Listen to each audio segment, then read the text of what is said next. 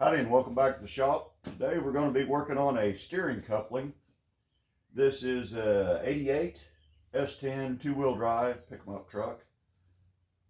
I picked this thing up down in Myrtle for very, very cheap. And there's reasons for that. But anyway, the steering in the front end of this thing was just absolutely smack dab wore out. So one of the things that I'm going to be replacing is the steering coupling. So we'll get started and I'll show you how I've been doing those.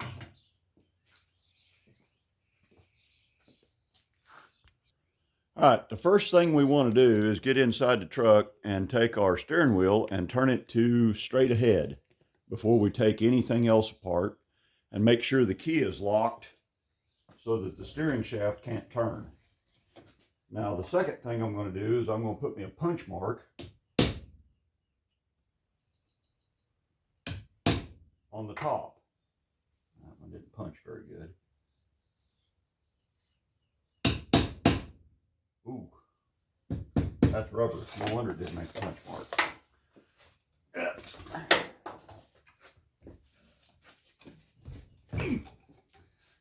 Damn sound.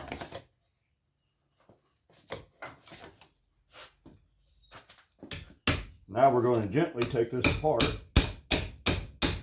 Damn sound. Well, I know that this is the top of the double D shaft. And I also know that this over here is the top of the coupling. So I'm going to put me a mark on this end of it. Maybe. Yep, I got a mark in it. All right, now this slides apart in theory.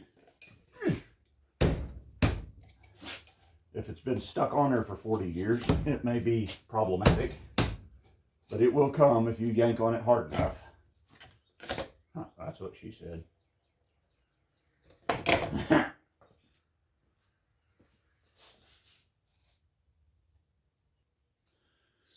Well, I'll be go eat a bug. This is the first time this has ever happened. Usually these just pull apart out of this double D shaft, but this one would not. So I'm just going to withdraw the whole thing off of the steering column. I did put punch marks to help me keep my alignment right. I think we can do that with this plastic piece on there. So let's go clamp her in the vise. First thing we got to do is grind these rivet heads off and get this off of here.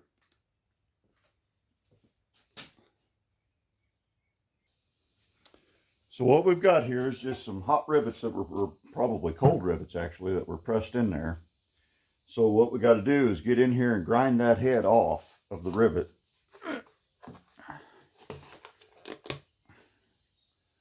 And what I do for stuff like this is a die grinder with a carbide burr in it. This makes 10 million little needles that fly into your shirt, so make sure that you're wearing your belt good and tight or they'll go down in your britches. But you just get in here and worry that away until you're down, you get most of the head ground off, and then drive her out with a punch, and I'll spare you the racket. So we'll do a dramatic reenactment.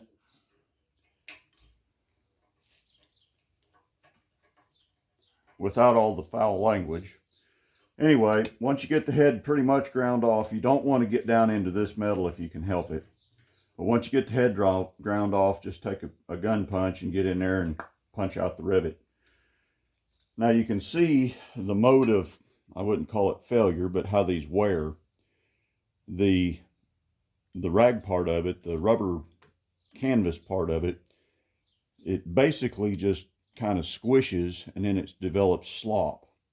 The way these are designed to work from the factory is this is a tapered seat on this pin here, and this locks up when it's in there. It doesn't actually compress the rubber very much. It just merely pins it in place. Goes in from the other way, but you kind of get the picture here. It just pins it there. You can see the shoulder on this rivet.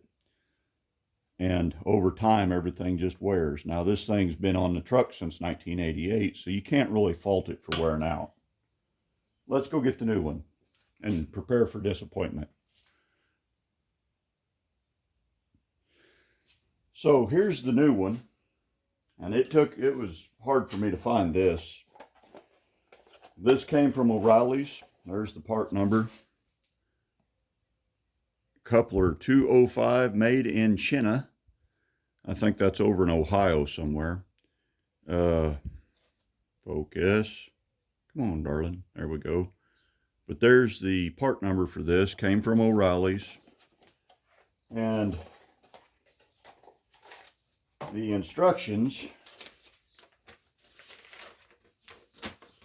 There's the instructions.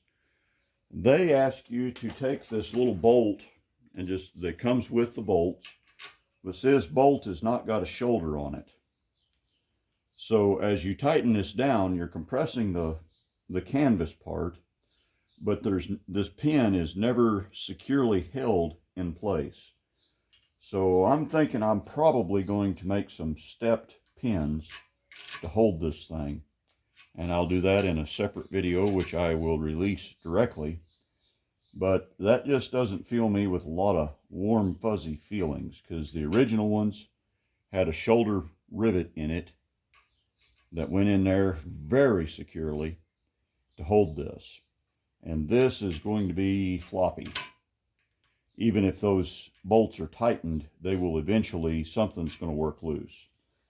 So, follow along, subscribe and like and share and all that jazz. And we will do the best that we can with what we've got. I'm not particularly happy. Ooh, I cut myself. Damn, I'm bleeding all over. Ain't got time to stand around bleeding. So, follow along. I'm going to do this in a couple of videos, and we'll get her put back together. Till then, y'all drive safe. Watch for deer.